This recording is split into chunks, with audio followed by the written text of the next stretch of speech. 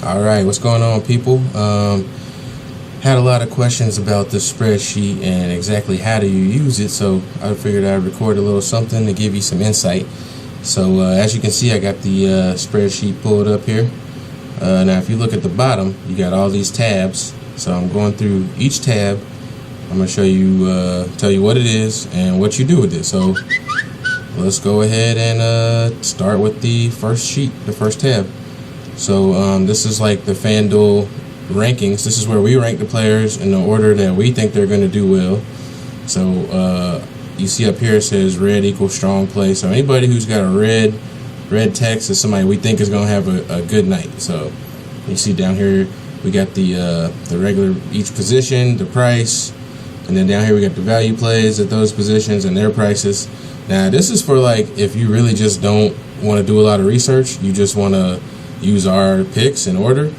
You go ahead and just figure out which guys you want to play as far as studs. Like go here, you want to pick Anthony Davis or Kevin Durant. You pick that guy at that position, and then you use these other positions here to fill in the rest. I mean, it's pretty simple. You get your value plays here. I mean, that's pretty self-explanatory as far as what we want you to do there. Now, this new thing we're doing is over here. So we're going to put the studs that we want or that we think are really, really must plays or our favorites of the day. And then we put, the player, cash or GPP or both. And then we're going to do that for a stud, a mid-level player, and a value player every day.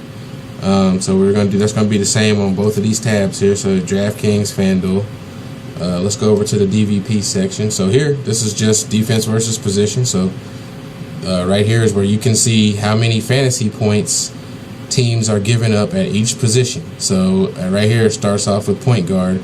Right now the Denver Nuggets are giving the most points, fantasy points up to point guards, and then it's got a breakdown over here as far as points, rebounds, assists, all the stats and everything.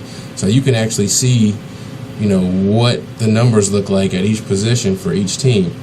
So that can help you as far as picking one guy over another guy, or helping you out just making decisions. You can scroll down, it goes through each position, and then it's got all the numbers here. So a green box means that it's a good matchup. The yellow box means that it's an average matchup. The red box means it's a bad matchup, which means you more than likely don't want to play that player. Now that will be less applicable to like some real studs, like you got centers here, so that of course Hassan Whiteside, you wouldn't worry about that as much as like say Steven Adams, you know what I mean. So that's what that's for. We got that for FanDuel. We got one for DraftKings as well, because those are two different sites with slightly different scoring systems, so the numbers are going to be different. And then you come over here, we got the Vegas lines right here already embedded in the sheet. All you have to do is click on the tab. So it's got, now we organize this in order of the projected scores of the games, from high to low. So the Houston-Philly game today is expected to be the highest scoring game, so we put that first.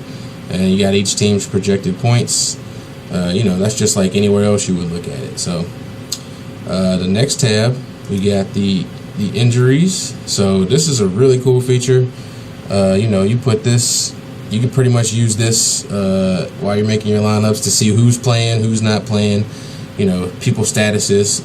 It pulls the data right from Twitter, puts it right here, so you don't have to go clicking through multiple applications. Everything's just right here for you. You can basically just check this. It refreshes every 15 minutes.